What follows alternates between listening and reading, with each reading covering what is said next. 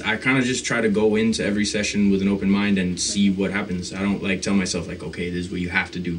I start singing or I start rapping and I tape myself and I'm like, okay, this part was dope. Let me see what I can explore. What's up, everybody? My name is Simone Titanium Major, and you are back for another episode of the Indie Seat. So yeah,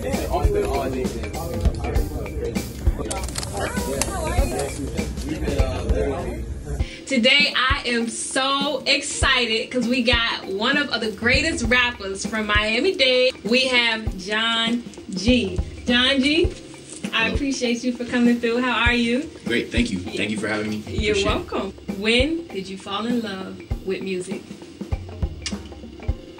Man, when I was a little kid, I remember my first favorite song being Rough Riders Anthem. I used to have my little dance in my car seat. I'd be like doing this. Really? Yeah.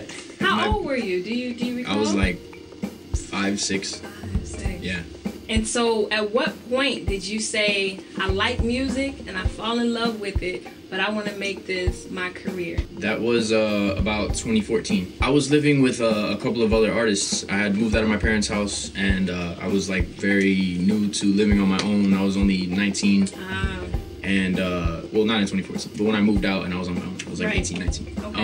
And then like the owner of the house that I was living in, he was a rapper for many years, talented artist, great writer. He inspired me to just get moving.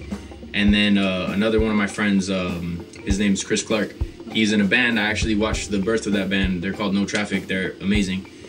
Just being surrounded by that creativity and the awesomeness, I was like, man, I want to do this too. For sure. So I was like, because you know, at a certain point, you think like, okay, is this just a dream or is this super realistic? Like, and I mean, here we are, 6 years later. Yeah.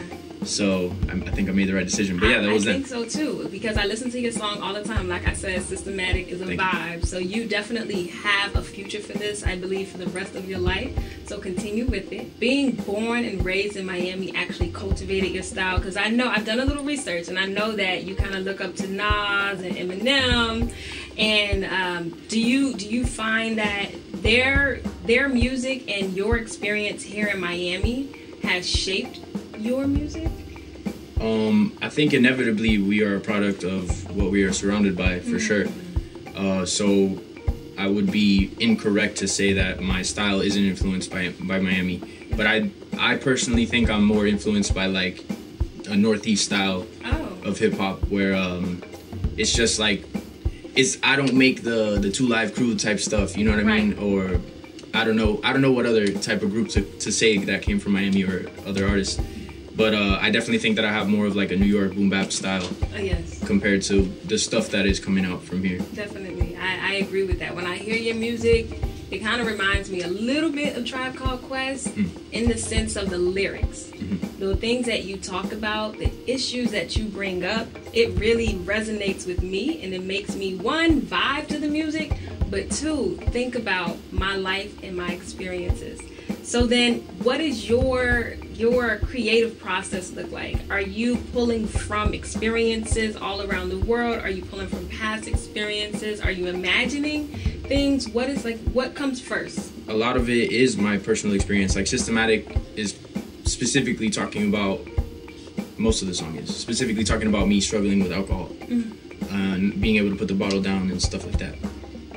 So that there's that inspiration, and I try to not imagine anything. I try to take all real life references and really just put it into a song and express myself.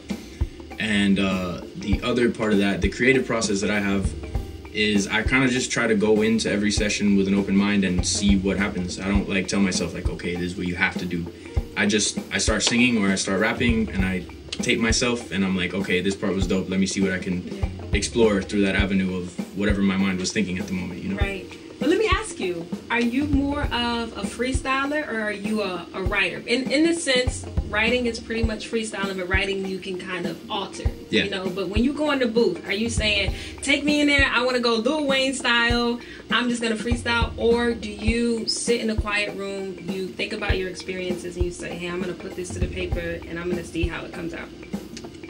Well, I love freestyling. I do it like probably every day with my friends. So, but no, when I record a song, it's almost always written and I take my time and I might rewrite it a little bit or whatever. But often I'll freestyle my choruses to try to come up with melodies that I don't like. I think my brain isn't ready for, so like I just sing random stuff, and then that's how I write it. Wow, and if it sounds good, you just keep going with it. Very cool. Do you hear it in your mind first, or does it just kind of like come out and you're just like, oh, this sounds good, I could use this? Both things happen. Like sometimes I can imagine, like, I don't know if this is gonna sound funny, but I can imagine like a whole orchestra in my head. And, like, that's not funny. That's crazy good. And I like, you know, I wish I could translate that into a DAW or something. I just need to get my skills up. That's all. What is your goal for scaling your artistry? Do you have a plan, like a business plan for John G? Are you currently just focused on social proofing? Because that's a big thing for us now too. So are you more concerned with building your finances first or building your fan base first? Or does one have to come before the other?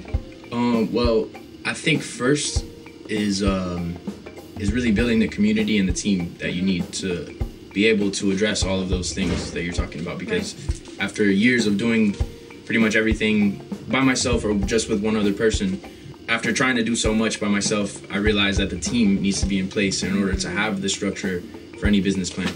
So like when I try to do the business and the writing of the songs and the production and mixing everything, it ends up being overwhelming.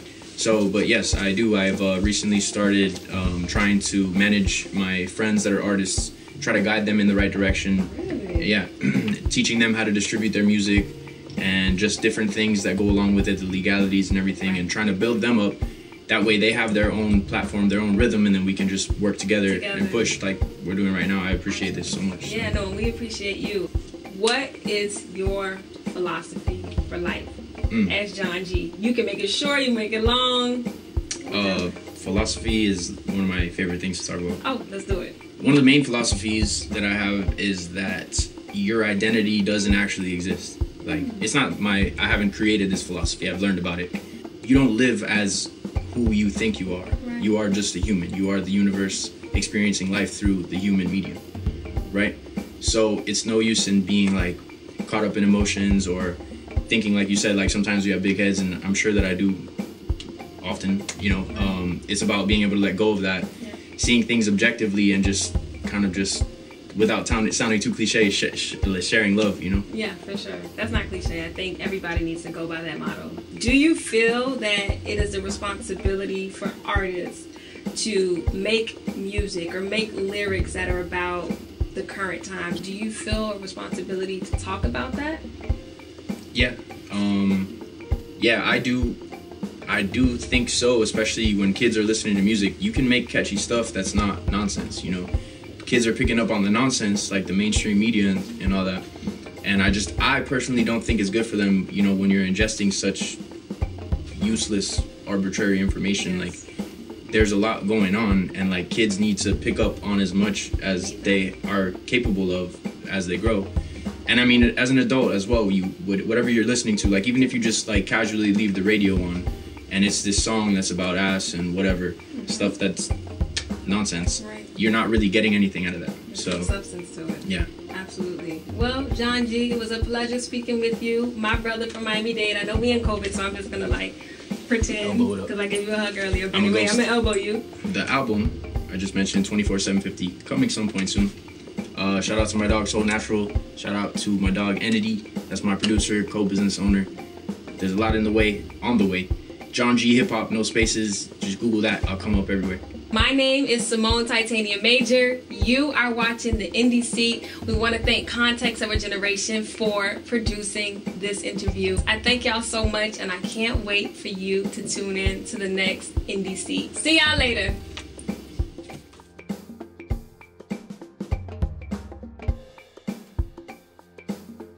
So that was The Indie Seat. If you like what you saw and you want to be a partner, or if you want to collaborate with us, even if you're an artist and you want to submit your work, check out our website, contextofageneration.org, or go ahead and submit an email to us at submit@contextofageneration.org. And for all the artists, make sure you put your name, your social media handles, and attach some of your work as well.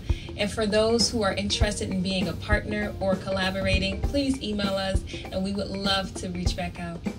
Peace. That was the Indie Seat. Thank you.